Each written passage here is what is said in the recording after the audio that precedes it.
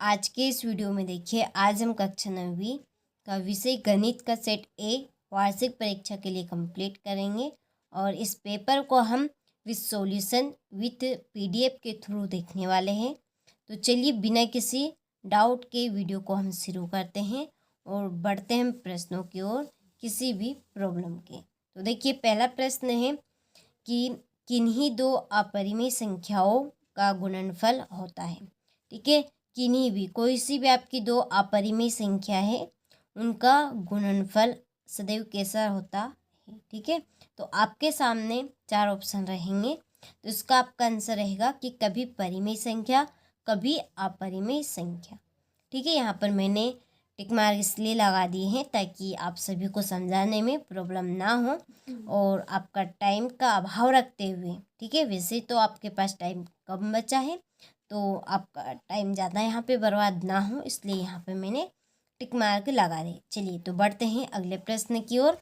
तो देखिए, किसी वास्तविक संख्या का निरपेक्ष मान सदैव होता है, तो कैसा होता है आपका, इसका आंसर रहेगा आपका धन संख्या।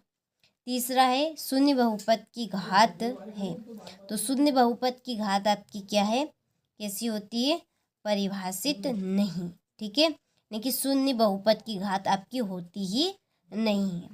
चौथा है निम्नलिखित में से कौन त्रिभुजों की सर्वांग समता की एक कसौटी नहीं है, इसका आंसर आपका रहेगा SSA। और पांचवा है कि तीन असंरेख बिंदुओं से होकर अधिकतम वृत्त खींचे जा सकते हैं, कितने, एक केवल। ठीक है, तीन असंरेख बिंदुओं से होकर अधिकतम केवल एक ही वृत्त खींचा जा सकता है। और छठा है गोले का आयतन होगा, गोले का आयतन आपका होगा 4/3 पायर क्यूब। ठीक है, तो ये हमने इस तरह से कुछ सही विकल्प यहाँ पर कंप्लीट कर लिए हैं, तो स्क्रीनशॉट आप अच्छे से ले लीजिए। अब बढ़ते हैं हम अगले प्रश्न की ओर। तो देखिए, दूसरे प्रश्न में रहेंगे आपके रिक्त स्थान। पहला है 9/1/2 का मान डेढ़ से कितना, 3। दूसरा है y अक्ष के समांतर रेखा के प्रत्येक बिंदु की डेढ़ समान होती है, क्या समान होती है, उनकी भुज समान होती है। तीसरा है सरल रेखा का महाभाग जिसके दो अंत बिंदु हो डेढ़ कहलाता है, क्या कहलाएगा आपका, रेखाखंड कहलाएगा।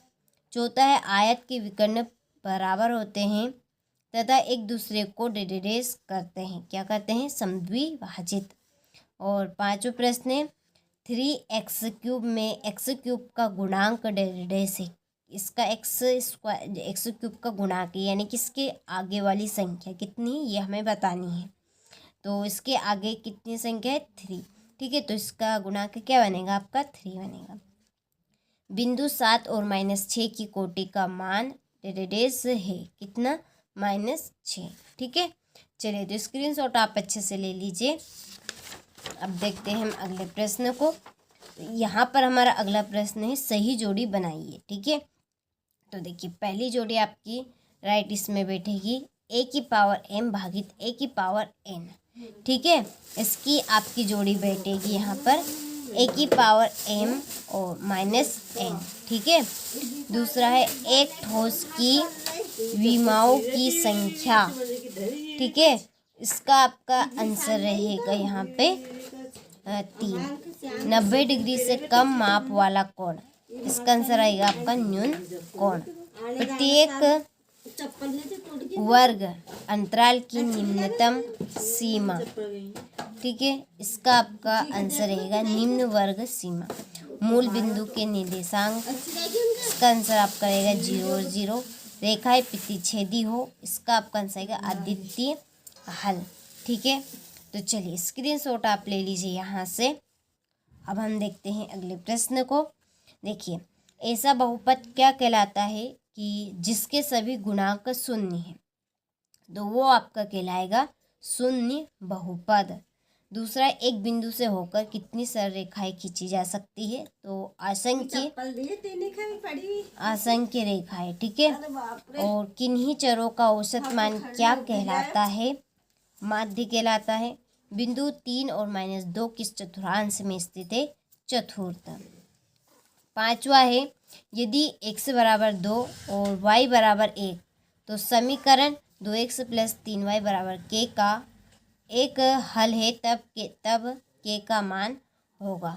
तो इसका आपका आंसर रहेगा 7। दो चरों वाला एक रैखिक समीकरण लिखिए। तो इसका आंसर आपका रहेगा ax plus by plus c equal 0। ठीक है, चलिए तो ये हमारे एक वाक्य में उत्तर रहेंगे। इसके बाद में सत्य सत्य। पहला है बिंदु दिए गए हैं आपके 0 और 3 तृतीयक चतुर्थांश में स्थित है, तो ये आपका असत्य है। और जब असमांतर रेखाओं को एक तृतीयक रेखा प्रतिच्छेद करे तो एकांतर कोण बराबर होते हैं, तो ये आपका असत्य है। समद्विबाहु त्रिभुज के तीनों कोण बराबर होते हैं, ये भी आपका सत्य है। समलंब चतुर्भुज की सम्मुख भुजाएं समांतर होती है, ये आपका असत्य है। और वृत्त की समान जीवाएं वृत्त पर समान कोण आंतरित करती है, तो ये आपका सत्य है। ठीक है, एक त्रिभुज का क्षेत्रफल आधार इंटू शीर्ष लंब होता है, तो ये आपका असत्य। इसमें से केवल आपका एक राइट है। ठीक है, तो आप क्वेश्चन को समझकर कंप्लीट कीजिएगा। चलिए इसके बाद में है क्वेश्चन नंबर 6 यहाँ पे कि 1/3 और 2/3 के बीच दो परिमेय संख्याएं ज्ञात कीजिए। ठीक है, और ये आपका 7वां प्रश्न, 8वां, ये 9वां प्रश्न। ठीक है, तो इस पेपर की हमने PDF तैयार कर ली है। ठीक है, टोटल आपके पेपर में 23 प्रश्न रहेंगे। ठीक है, तो कुछ इस तरह के आपके पेपर रहेंगे। PDF के लिए आप सभी को डिस्क्रिप्शन में नंबर दिए है, आप उन नंबर से कांटेक्ट कर लीजिए। आपको पूरे प्रश्न A to Z प्रश्न मिल जाएंगे। ठीक है, तो ये कुछ यहाँ पर मैंने आपको प्रश्न बताए हैं, और पूरे प्रश्न के लिए आप सभी जो डिस्क्रिप्शन में नंबर दिए हैं, आप उन नंबर से कांटेक्ट कर लीजिए। आपको कांटेक्ट करने के बाद पूरी जानकारी मिल जाएगी। ठीक है, हर एक सब्जेक्ट के आपको इस तरह के 4 पेपर दिए जाएंगे। ये आपका ठीक है गणित का सेट A है, और इसके बाद में आपका ये सेट B रहेगा, सेट C और सेट D। ठीक है, तो इस तरह के आपको हर एक सब्जेक्ट के वार्षिक परीक्षा की तैयारी के लिए 4 पेपर दिए जा रहे हैं, विद सॉल्यूशन भी आपको इसका मिलने वाला है।